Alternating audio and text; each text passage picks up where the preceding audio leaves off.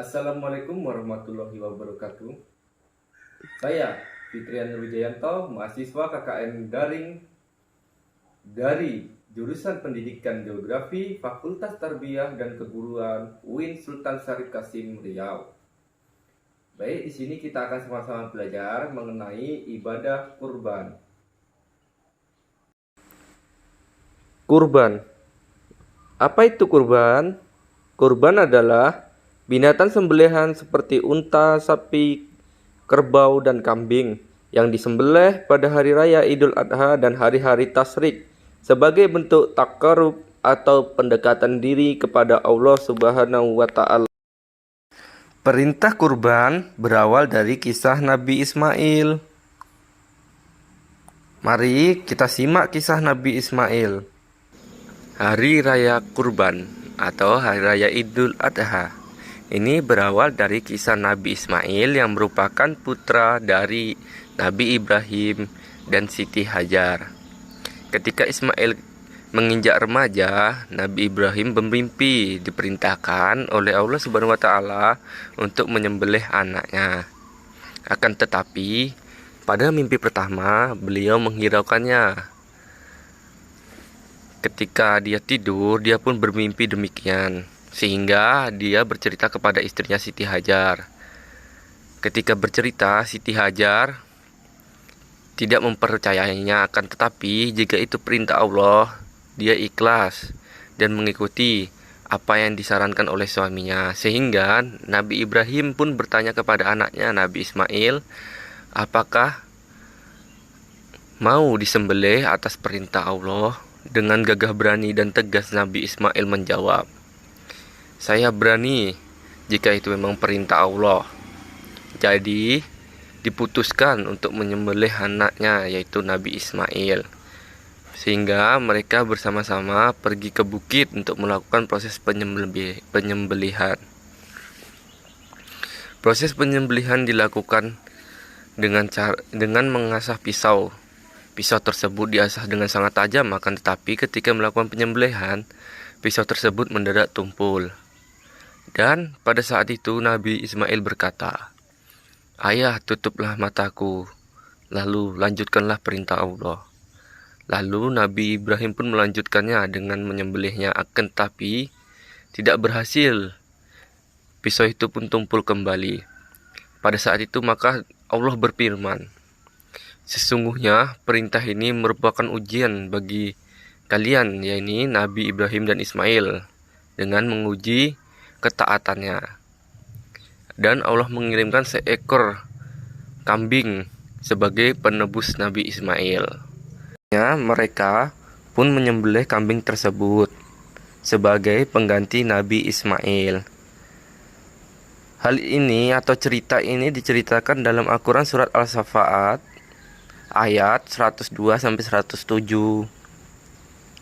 Jadi ini merupakan awal mula diperintahkannya penyembelihan hewan kurban di hari raya Idul Adha sebagai perintah Allah. Perintah berkurban ini dijelaskan oleh Allah Subhanahu wa Ta'ala dalam surat Al-Hajj ayat 36 yang berbunyi,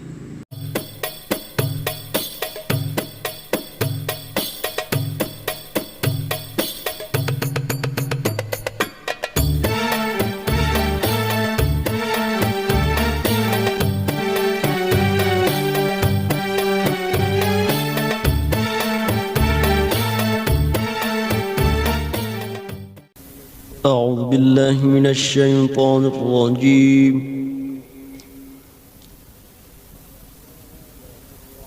بسم الله الرحمن الرحيم. والبدن جعلناها لكم من شعائر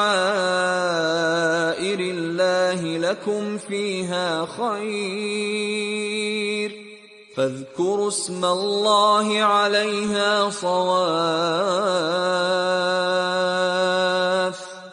فإذا وجبت جنوبها فكلوا منها وأطعموا القانع والمعتر كذلك سخرناها لكم لعلكم تشكرون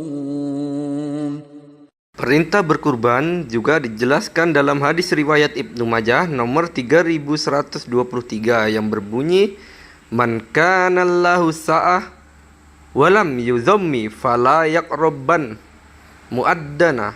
Artinya, barang siapa yang memiliki kelapangan rezeki dan tidak berkurban, maka janganlah ia mendekati tempat salat kami.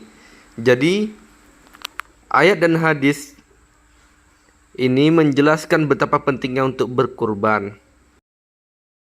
Adapun syarat-syarat kurban. Syarat kurban yaitu hewan ternak harus sehat, tidak cacat, cukup umur.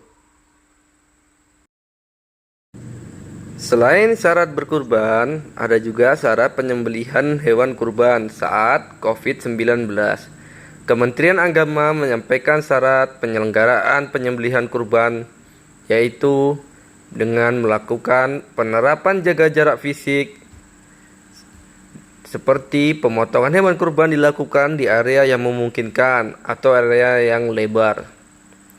Penyelenggara kurban mengatur kepadatan di lokasi penyembelihan, pengaturan jarak antar panitia, serta pendistribusian daging hewan kurban dilakukan langsung ke rumah.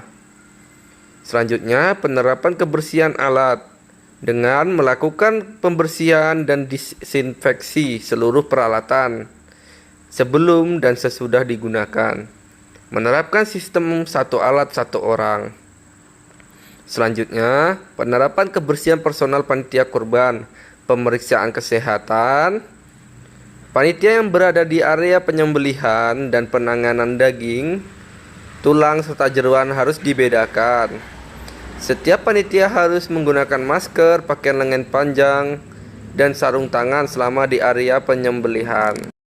Penyelenggara hendaknya selalu mengedukasi para panitia agar tidak menyentuh mata, hidung, mulut, dan telinga, serta sering mencuci tangan menggunakan sabun dan hand sanitizer. Panitia menghindari berjabat tangan atau kontak langsung.